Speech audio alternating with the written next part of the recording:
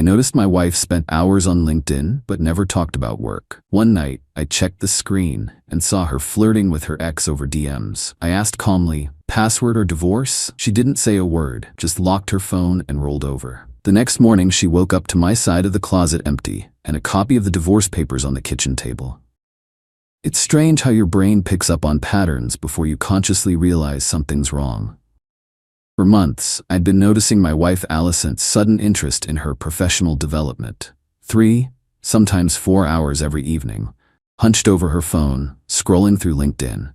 Yet she never mentioned networking events, job opportunities, or industry connections. I'm Alex, 41. I restore and preserve historic architecture, own a specialized firm that works on landmark buildings across the country. Allison, 39, is a veterinary radiologist at a specialty animal hospital. We've been married for 11 years, no kids by mutual choice, which gave us the freedom to build our careers and travel extensively. The first red flag appeared 6 months ago. Allison started bringing her work tablet home, something she'd never done before. New protocol? She explained when I asked. We need to be available for emergency consultations on difficult cases. I accepted this without question. Trust had never been an issue between us. Then came the LinkedIn obsession. Every night after dinner, she'd retreat to the couch or our bedroom, endlessly scrolling. Whenever I'd walk by, she'd angle the screen away or quickly switch to another app. Just catching up on veterinary journals, she'd say with a dismissive wave. The third flag was the password change. Allison and I had always shared our phone passwords, not because we snooped, but for practicality. Suddenly, her phone was locked with a new code she forgot to tell me about. Still, I said nothing. Made excuses for her in my head. Maybe she really was focused on advancing her career. Maybe I was being paranoid. Until last Wednesday night. I came home early from a client meeting to find Allison in our bedroom, so engrossed in her phone that she didn't hear me enter. I caught a glimpse of her screen over her shoulder. Definitely not LinkedIn's professional blue interface, but the direct message section. A man's profile picture was visible. The messages made my stomach drop. I miss how your body feels against mine. Allison's reply, patience. Working on untangling things here. It's complicated. His response, 11 years seems like a long time to waste with the wrong person. I stepped back into the hallway, my mind racing, took a deep breath, counted to 10, then walked in normally as if I'd just arrived. Hey, how was your day? I asked casually. She jumped slightly, locking her phone. Fine. The usual. How was your meeting? Ended early. What are you working on? I nodded toward her phone. Just LinkedIn. Boring work stuff. I sat on the edge of the bed, kept my voice even. Allison, I saw the messages. Who's David? Her expression cycled through shock, denial, and finally cold defiance. You were spying on me? No. I walked in and saw your screen. Who's David? She sat up straighter. An old friend. We're just catching up. I miss how your body feels against mine. Is catching up? Her eyes narrowed. You're taking that out of context. What possible context would make that appropriate between a married woman and another man? We have history, she said defensively. It's complicated. Complicated how? You either respect our marriage or you don't. She crossed her arms. It's just harmless flirting. Everyone does it. I don't, I replied, and neither should you. God, Alex, she huffed. You're making this into such a bigger deal than it is. We're just talking. About how he misses your body? About how you've wasted 11 years with the wrong person? My voice remained calm, but I could feel my pulse rising. That's not just talking, Allison. You don't understand. You're right. I don't understand how you could betray my trust like this. Betray? She laughed, a harsh sound I'd never heard from her before. It's text messages, not an affair. An emotional affair is still an affair, I countered. And based on what I saw, you're planning for more than just messages. You saw a 10-second snippet of a conversation. You have no idea what's really going on. I looked at her directly. Then enlighten me. Show me your phone. Let me see for myself what's really going on. Her expression hardened. Absolutely not. I have a right to privacy. Not when it comes to other men discussing your body and disparaging our marriage. You're overreacting. Am I? Then prove it. Show me there's nothing to worry about. She clutched her phone tighter. I'm not giving you my phone just because you're insecure. This is controlling behavior, Alex. I I took a deep breath. Let me be very clear, Alicent. This isn't about control. It's about trust. Trust that you've clearly broken. So I'm going to make this simple. Password or divorce? Your choice. She stared at me for a long moment, then deliberately locked her phone and rolled over. I'm going to sleep. We can talk about your trust issues tomorrow. In that moment, everything became clear. I didn't need to see more messages, didn't need to hire a PI or check phone records. Her response told me everything. I waited until her breathing steadied with sleep. Then I got up and went to my study. This wasn't the first time I'd considered our marriage might be in trouble. I'd actually consulted with my attorney 3 months prior when I first noticed Alicent's secretive behavior, just to understand my options if things deteriorated.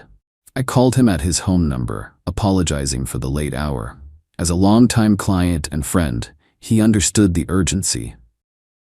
We discussed the situation, and he agreed to have preliminary paperwork prepared for review by early morning. At 5:30 a.m., I went to our closet and quietly packed my essential belongings, enough clothes for 2 weeks, important documents, irreplaceable mementos.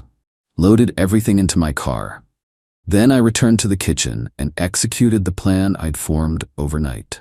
First, I transferred half the funds from our joint accounts to my new personal account, legally appropriate as a pre-divorce protective measure in our state.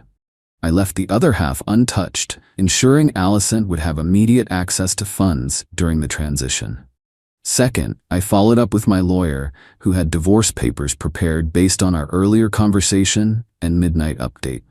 He arranged for electronic filing to open when courts opened at 9 a.m., and a courier to deliver my copy by 8:30. Third, I contacted my office manager, who started work at 6 a.m., to make necessary arrangements. Alicent's health insurance was through my company's plan, and she occasionally used one of our company vehicles for emergency hospital visits.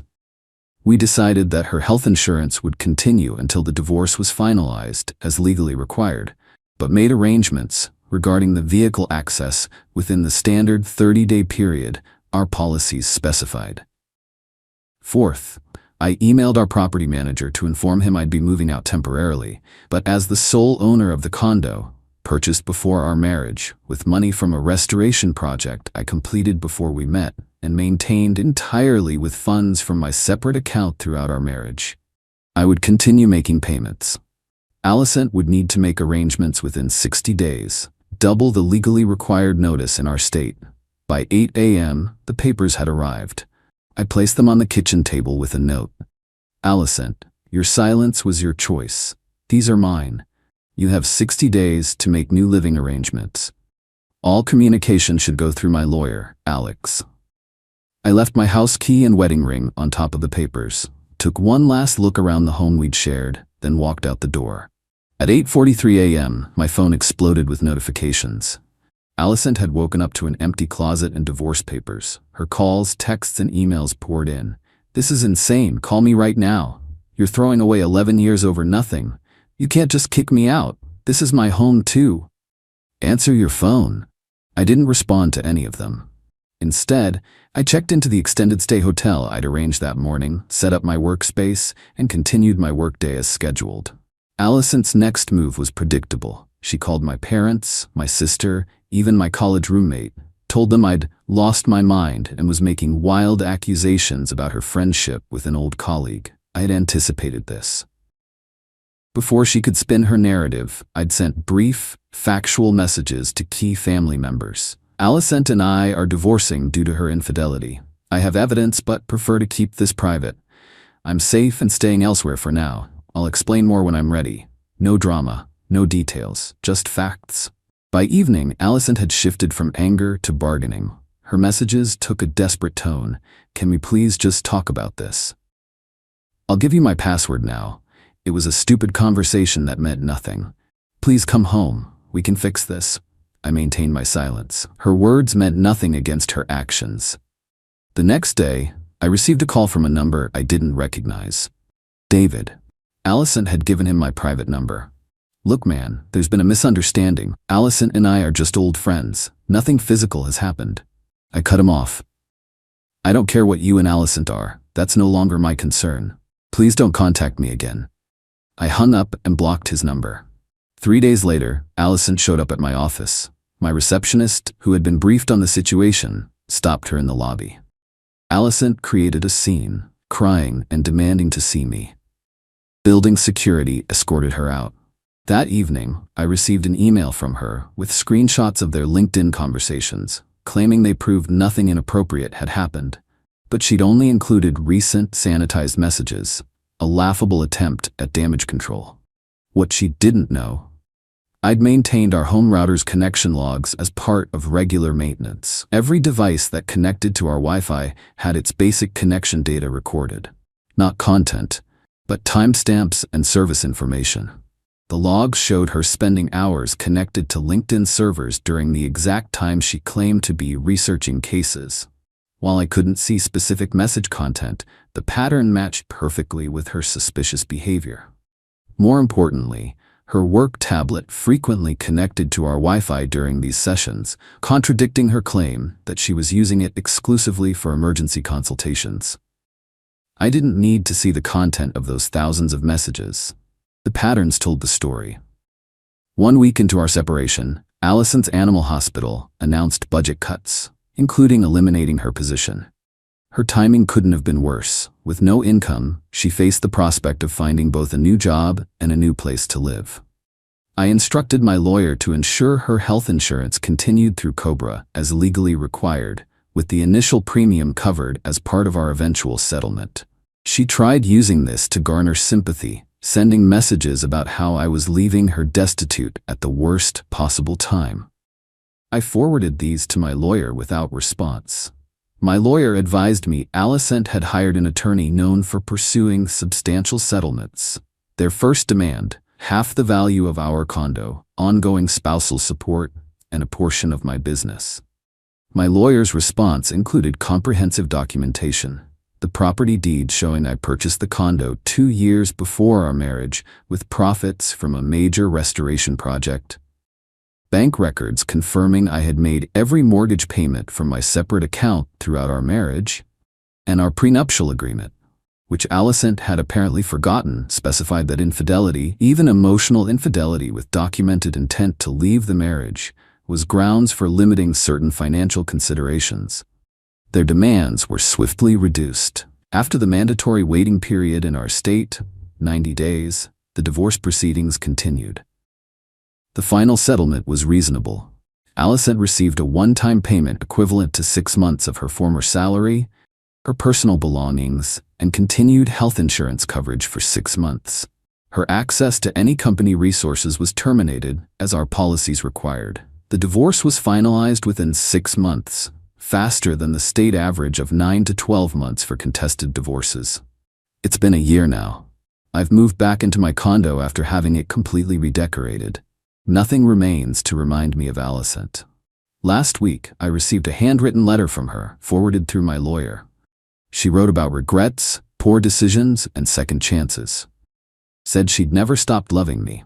That David was a mistake she'd pay for the rest of her life. I didn't respond. Some bridges once burned should remain ashes. People ask if I regret acting so decisively, if I should have considered counseling or forgiveness. My answer is always the same. When someone shows you who they really are, believe them the first time. Allison showed me exactly who she was when she locked her phone and rolled over that night. She chose secrecy over honesty, deception over truth. In that moment, our marriage ended. I just handled the paperwork. I don't hate Allison. I don't waste energy on bitterness. But I don't regret my decision either. Self-respect demands certain boundaries. When those boundaries are crossed, a real man doesn't negotiate, plead, or bargain. He simply walks away and rebuilds. Edit. Thanks for all the comments and support. I see some recurring questions, so I'll address them. 1. Why didn't I check her phone while she was sleeping? Because I didn't need to. Her refusal to show me was confirmation enough. I'm not interested in cataloging the details of betrayal, just recognizing when it happens. 2. Was I too harsh with the 60-day notice? No. The condo was legally mine, purchased before marriage with money from a solo project which remains separate property in most jurisdictions, and maintained entirely with my separate funds. I gave her twice the legally required notice period, and she had immediate access to half our joint accounts for expenses. 3. Did I ever find out who David was? He was her veterinary school classmate who became the one that got away, in her mind. LinkedIn reconnected them when he viewed her profile. The irony: he's now married with 3 kids and was never going to leave his family. Allison was just his ego boost. 4. For those asking about the legality of the router logs, as the person who set up and maintained our home network, the basic connection logging was standard practice for troubleshooting. I never accessed message content or installed monitoring software on her devices. I simply observed connection patterns to services like LinkedIn. 5. Some have questioned whether I moved too quickly with the divorce. Remember, I'd already consulted my lawyer months before when I first noticed her behavior changing. The groundwork for action was already in place, not a rash overnight decision. 6. For those calling me cold or calculating, when your spouse is carrying on an emotional affair and refuses to come clean when directly confronted, what exactly is the alternative? Begging for honesty? Pretending it isn't happening? I chose clarity and decisiveness over prolonged pain. Sometimes the cleanest break is the kindest one, for both people.